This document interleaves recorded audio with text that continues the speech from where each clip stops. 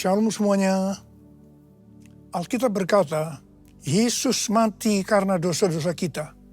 Dia dikuburkan, tapi pada hari yang ketiga dia dibangkitkan. Haleluya. Setelah Tuhan Yesus bangkit, selama 40 hari Tuhan Yesus menampakkan diri kepada lebih dari 500 murid-muridnya untuk membuktikan bahwa dia hidup. Setelah memberikan pesan yang terakhir, seperti yang terdapat dalam Kisah Para Rasul 1 ayat 8, dengan disaksikan murid-muridnya, Tuhan Yesus terangkat ke sorga. Saya percaya kalau kita berada di sana waktu itu, kita pasti akan sama dengan murid-murid Tuhan Yesus yang melihat bahwa Tuhan Yesus bertambah tinggi. Ketika mereka melihat ke bawah, ternyata kaki Tuhan Yesus sudah tidak menyentuh tanah lagi. Perlahan tapi pasti, Tuhan Yesus terangkat ke sorga. Makin lama makin kecil, sampai ada awan yang menutupi dan hilang dari pandangan mata. Sementara mereka terheran-heran melihat ke langit, maka ada 2 orang yang berpakaian putih di dekat mereka yang berkata, "Hai orang-orang Galilea, mengapakah kamu berdiri melihat ke langit? Yesus ini yang terangkat ke surga meninggalkan kamu, akan datang kembali dengan cara yang sama seperti kamu melihat dia naik ke surga." Dari ayat ini, saya percaya kalau yang melihat Tuhan Yesus naik ke surga adalah murid-murid Tuhan Yesus, maka yang akan melihat Tuhan Yesus turun dari surga adalah murid-murid Tuhan Yesus. Sekarang Tuhan Yesus ada di surga. Apa yang dilakukan Tuhan Yesus di surga? Yang pertama, Tuhan Yesus berkata dalam Yohanes 14 ayat 1 sampai dengan 3, "Janganlah gelisah hatimu, percayalah kepada Allah. Percayalah juga kepadaku. Di rumah Bapa-Ku banyak tempat tinggal. Jika tidak demikian, tentu aku mengatakannya kepadamu. Sebab aku pergi ke situ untuk menyediakan tempat bagimu. Dan apabila aku telah pergi ke situ dan telah menyediakan tempat bagimu, aku akan datang kembali dan membawa kamu ke tempatku, supaya di tempat di mana aku berada, kamu pun berada." Pesan Tuhan Yesus ini ditujukan untuk murid-muridnya. Karena itu, kalau kita mau ikut dalam pengangkatan, maka kita harus menjadi murid Tuhan Yesus. Murid Tuhan Yesus adalah kita-kita yang hidupnya sama seperti Kristus telah hidup. Karena kita hidup sama seperti Kristus telah hidup, maka kita akan menjadi serupa dengan gambarnya. Roma 8 ayat 29 berkata, "Sebab semua orang yang dipilihnya dari semula, mereka juga ditentukannya dari semula untuk menjadi serupa dengan gambaran anaknya, supaya ia, anaknya itu, menjadi yang sulung di antara banyak saudara." Jadi goal kita sebagai orang percaya adalah menjadi serupa dengan gambar Yesus, yaitu murid Tuhan Yesus. Menjadi seperti Kau, Yesus, menjadi seperti Kau, Yesus, menjadi sempurna dalam seluruh hidupku, dalam seluruh hidupku, dalam seluruh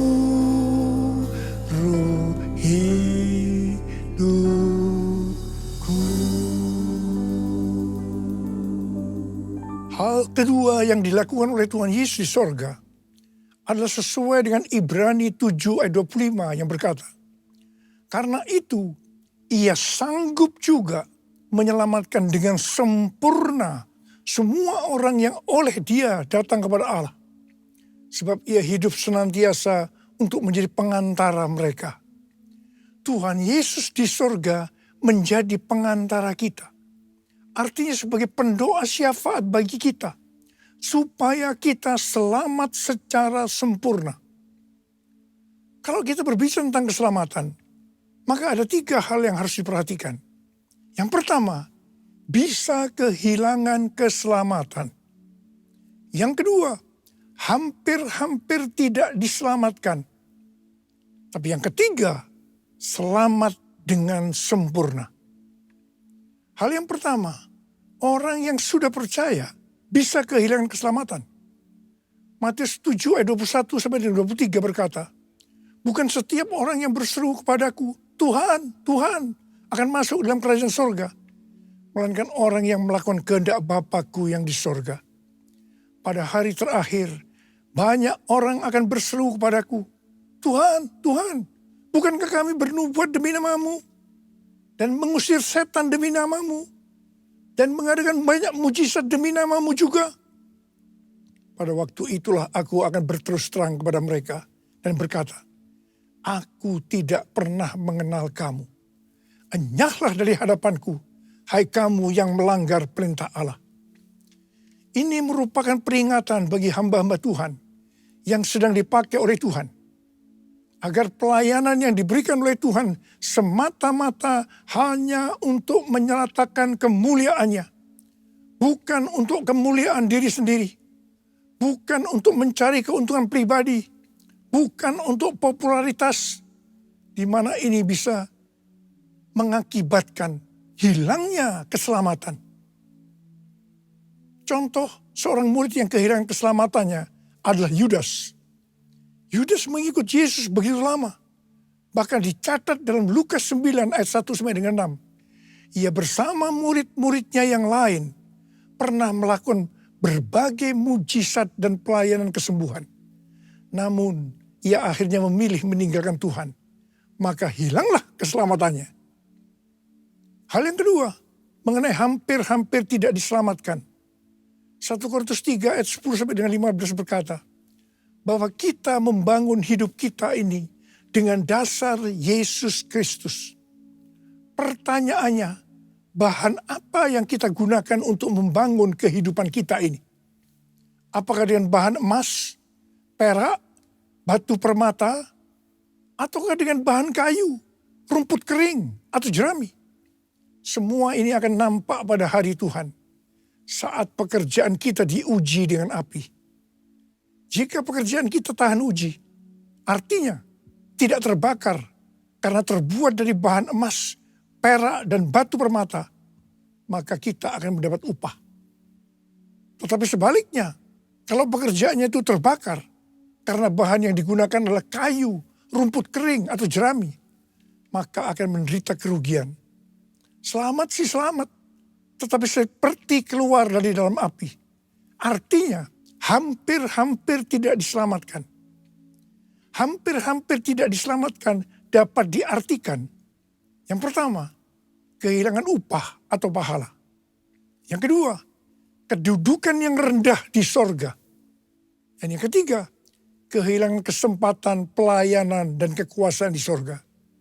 Yang keempat, kehilangan kemuliaan dan kehormatan di hadapan Allah. Mari, saya akan ajak saudara-saudara untuk memperhatikan dengan serius pekerjaan pelayanan kita. Juga termasuk kualitas kehidupan kita. Jangan menjadi orang Kristen yang acuh tak acuh. Agar kita mendapatkan upah di sorga. Yang mau katakan amin. Tuhan Yesus berada di sorga. Untuk mendoakan kita. Agar mendapatkan keselamatan yang sempurna. Bukan untuk kehilangan keselamatan. Atau bukan hampir-hampir tidak diselamatkan. Supaya doa Tuhan Yesus ini terjadi. Maka sesuai dengan 2 Petrus 1 ayat 5 sampai 11. Dikatakan bahwa kita harus dengan sungguh-sungguh berusaha. Dengan sungguh-sungguh berusaha. Untuk menambahkan kepada iman kita kebaikan. Artinya berbuat baik. Kemudian ditambahkan lagi pengetahuan. Kemudian tambahkan lagi dengan penguasaan diri. Tambahkan lagi dengan ketekunan. Tambahkan lagi dengan kesalehan. Yang artinya hidup kudus. Tambahkan lagi kasih akan saudara-saudara seiman. Dan tambahkan lagi kasih akan semua orang. Kalau kita melakukan ini semua dengan sungguh-sungguh, maka kita akan lebih mengenal Tuhan Yesus Kristus. Dan kita tidak akan pernah tersandung. Dengan demikian, kita akan dikaruniakan hak penuh untuk memasuki kerajaan kekal, yaitu kerajaan Tuhan dan Juru Selamat kita, Yesus Kristus. Yang artinya kita mendapatkan keselamatan yang sempurna. Haleluya! Besar anugerah-Mu, berlimpah kasih-Mu, semakin hari semakin bertambah. Besar anugerah-Mu, besar anugerah-Mu, berlimpah kasih-Mu, semakin hari semakin bertambah. Besar anugerah-Mu, besar anugerah-Mu.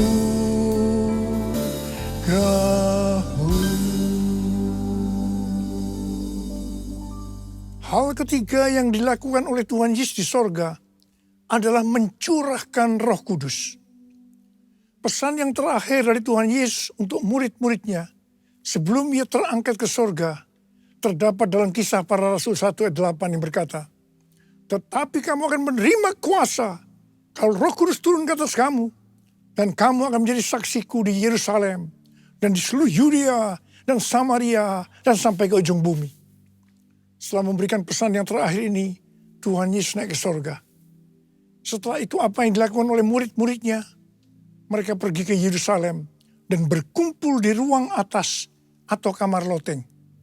Mereka melakukan ini karena Tuhan Yesus yang menyuruh mereka agar tidak meninggalkan kota Yerusalem, karena mereka akan dilengkapi dengan kekuasaan dari tempat tinggi. Tuhan Yesus berkata, sebab Yohanes membaptis dengan air, tetapi tidak lama lagi kamu akan dibaptis dengan Roh Kudus. Murid-murid yang berkumpul berjumlah sekitar 120 orang. Kisah Para Rasul 1 ayat 14a berkata, mereka semua bertekun dengan sehati dalam doa bersama-sama. Artinya mereka berdoa, memuji dan menyembah Tuhan dalam unity siang dan malam. Ini adalah prinsip restorasi Pondok Daud. Ini adalah prinsip menara doa. Pada hari Raya Pentakosta, jadi 10 hari setelah mereka berkumpul itu, tiba-tiba turunlah dari langit suatu bunyi seperti tiupan angin yang keras, yang memenuhi seluruh rumah di mana mereka duduk. Dan tampaklah kepada mereka lidah-lidah seperti nyala api, yang bertebaran dan hinggap kepada mereka masing-masing. Maka penuhlah mereka dengan Roh Kudus. Lalu mereka mulai berkata-kata dalam bahasa-bahasa lain, seperti yang diberikan oleh Roh itu kepada mereka untuk mengatakannya. Itu adalah bahasa roh. Orang yang dibaptis dengan Roh Kudus akan dipenuhi Roh Kudus. Tanda awalnya adalah berbahasa roh. Setelah itu murid-murid Tuhan Yesus dipakai secara luar biasa untuk melakukan amanat agung. Tanda dan mujizat menyertai pelayanan mereka. Peristiwa ini disebut sebagai Pentakosta yang pertama. Pentakosta yang pertama ini dahsyat. Sebab dalam kurun beberapa ratus tahun, sekitar 70% dari dunia yang dikenal pada waktu itu, yaitu yang berada di bawah kekaisaran Romawi, menjadi Kristen. Pertanyaannya, apakah amanat agung sudah selesai? Jawabannya, belum. Karena itu, pada tahun 1906, kembali Roh Kudus dicurahkan di Azusa Street, yang disebut dengan Pentakosta yang kedua. Ciri-ciri yang menonjol dalam Pentakosta kedua ini adalah penekanan dalam hal berbahasa roh dan pelayanan mujizat dan kesembuhan. Meskipun seluruh karunia roh juga dicurahkan dengan limpahnya. Pentakosta kedua ini dahsyat. Mengapa? Karena melahirkan gerakan Pentakosta dan karismatik. Saat ini ada sekitar 700 juta orang yang diberdayakan oleh Roh Kudus. Pertanyaannya, apakah amanat agung sudah selesai? Jawabannya, belum. Karena itu hari-hari ini pencurahan Roh Kudus yang jauh lebih dahsyat dibanding dengan Azusa Street sedang terjadi. Ini disebut sebagai Pentakosta yang ketiga. Seperti yang terjadi pada Pentakosta yang pertama dan Pentakosta yang kedua. Maka berbahasa roh dan pelayanan kesembuhan juga terlihat begitu intens. Saya percaya dengan Pentakosta ketiga ini, amanat agung Tuhan Yesus akan selesai. Dan Tuhan Yesus akan datang kembali. Rasul Paulus dalam 1 Korintus 14 ayat 5a berkata, aku suka supaya kamu semua berkata-kata dengan bahasa roh. Selain itu, dalam 1 Korintus 14 ayat 18, Rasul Paulus juga berkata, aku mengucap syukur kepada Allah bahwa aku berkata-kata dalam bahasa roh lebih daripada kamu semua. Saya sangat mengaminkan apa yang dikatakan oleh Rasul Paulus ini. Dan saya juga berdoa agar apa yang dikatakan oleh Rasul Paulus ini juga terjadi pada kita. Yang percaya katakan amin. Ku buka hati untuk Roh-Mu Tuhan. Ku buka hati menyembah-Mu Yesus. Jamalah kami, penuhi kami dengan kuasa Allah Maha Tinggi. Dengan kuasa Allah Maha Tinggi. Dengan kuasa Allah Maha Tinggi.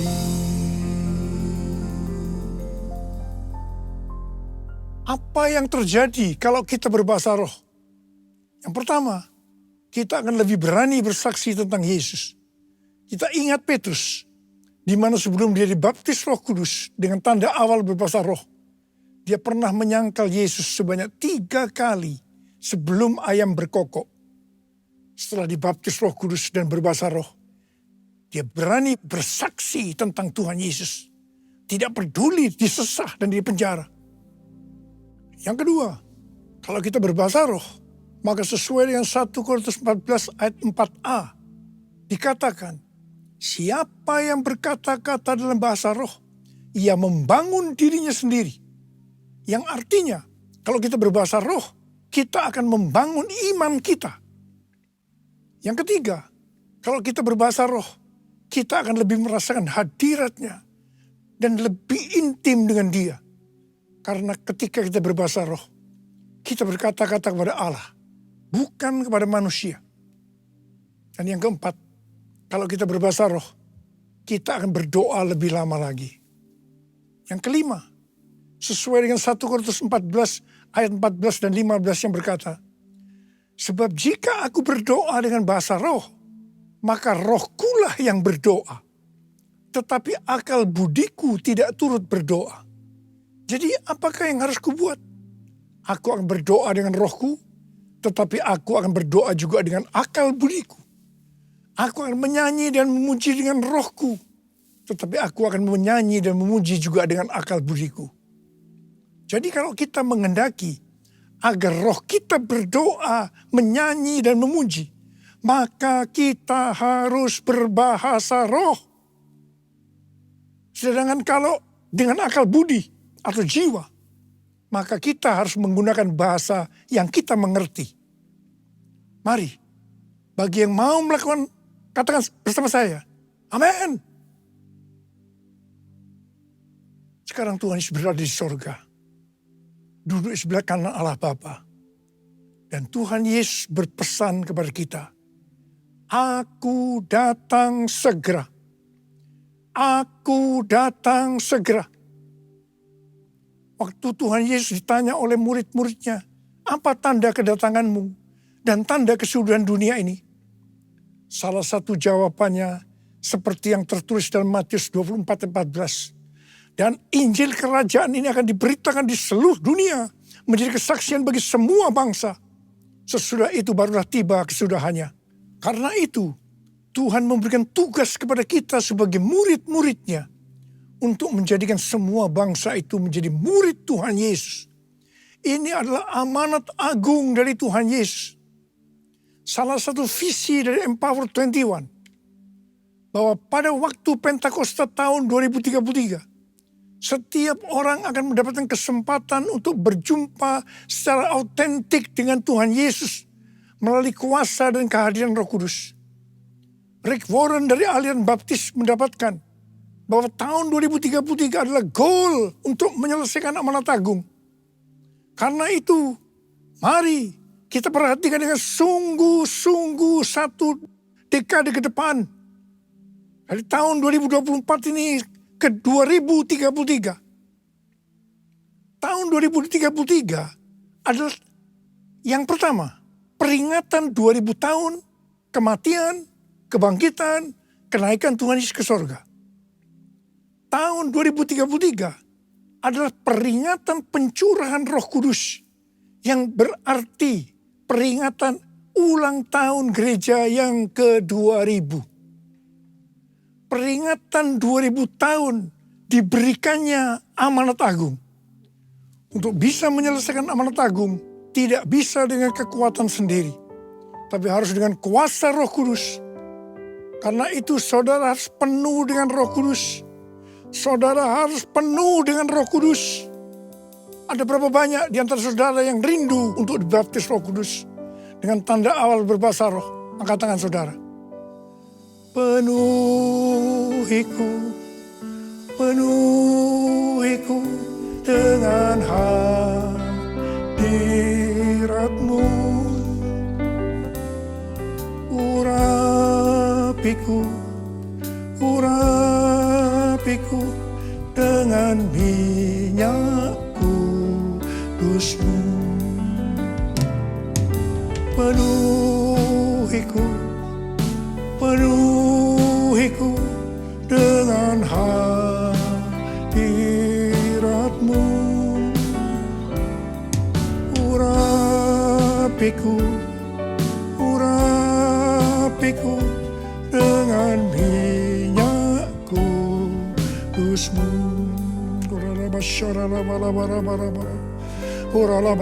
Terima, terima pengurapan Roh Kudus, terima pengurapan, terima, diurapi Roh Kudus.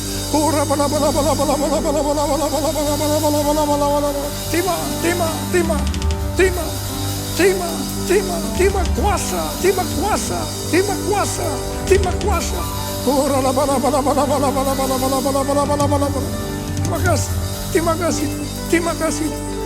kasih Tuhan.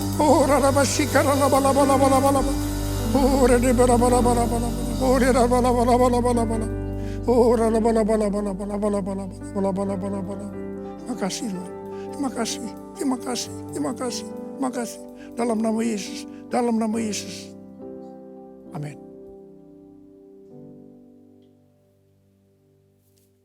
Kita akan masuk dalam perjamuan kudus. Kita akan mengingat ayat ini. Sebab setiap kali kamu makan roti ini dan minum cawan ini, kamu memberitakan kematian Tuhan sampai Ia datang. Perjamuan kudus adalah perjamuan Tuhan Yesus sendiri. Setiap kali kita masuk dalam perjamuan kudus, Tuhan Yesus selalu berkata, biarlah ini menjadi peringatan akan aku. Karena itu mari arahkan hati kita kepada kebaikan Tuhan. Kita akan mengingat kebaikan Tuhan. Supaya kita lebih mengasihi Tuhan Yesus. Kita lebih mengasihi satu dengan yang lain. Mari tundukkan kepala.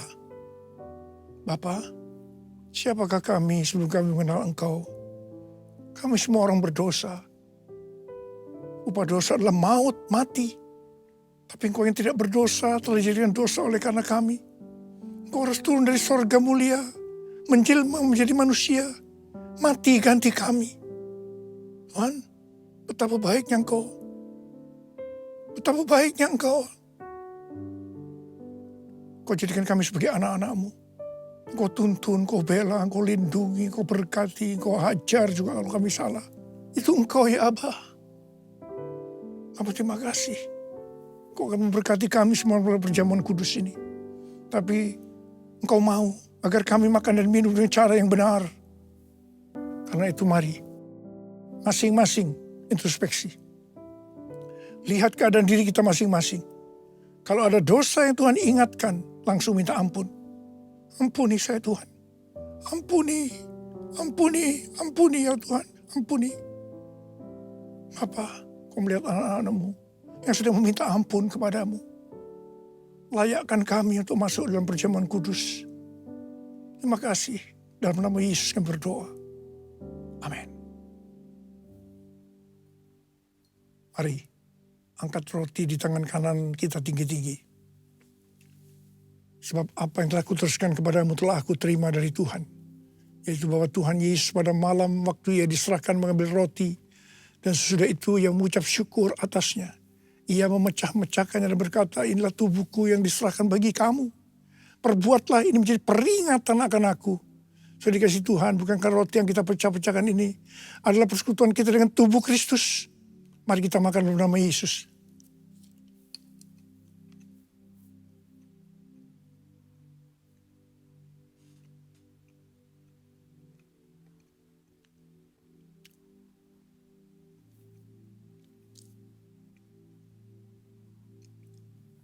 Angkat cawan di tangan kanan kita tinggi-tinggi. Demikian juga ia mengambil cawan sudah makan lalu berkata, cawan ini adalah perjanjian baru yang dimeteraikan oleh darahku. Perbuatlah ini setiap kali kamu meminumnya menjadi peringatan akan aku. Sudah dikasih Tuhan, bukan cawan pengucapan syukur. Yang atasnya kita ucapkan syukur adalah persekutuan kita dengan darah Yesus. Mari kita minum dalam nama Yesus.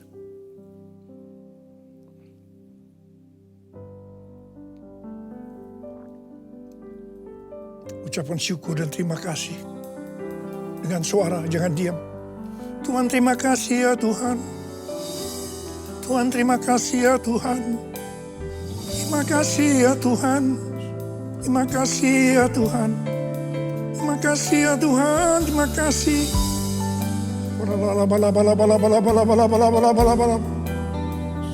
Apa terima kasih. Saat ini kau sedang menyembuhkan yang sakit. Kau sedang membebaskan yang terikat. Kau menghibur yang susah, Engkau menguatkan yang lemah. Terima kesembuhan, terima kesembuhan, terima. Sembuh dalam nama Yesus, sembuh dalam nama Yesus, sembuh dalam nama Yesus.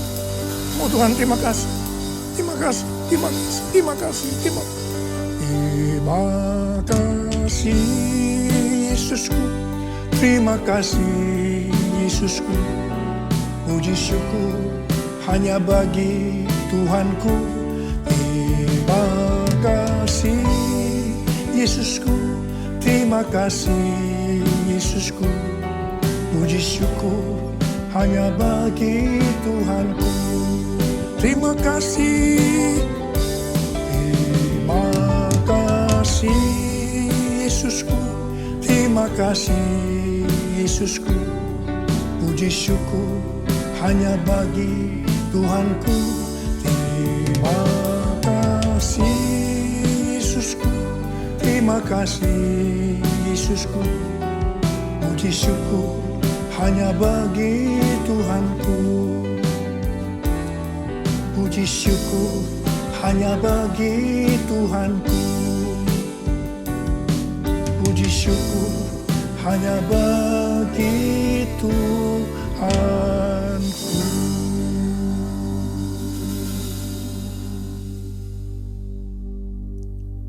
Sekarang terima berkat Tuhan. Kasih karunia berlimpah-limpah daripada Allah Bapa di dalam Anak yang tunggal Yesus Kristus. Persekutuan yang manis dengan Roh Kudus menyertai kita semua. Mulai hari ini sampai Tuhan datang menjemput kita di awan-awan. Dan bahkan sampai selama-lamanya. Yang percaya bersama-sama katakan, Amin.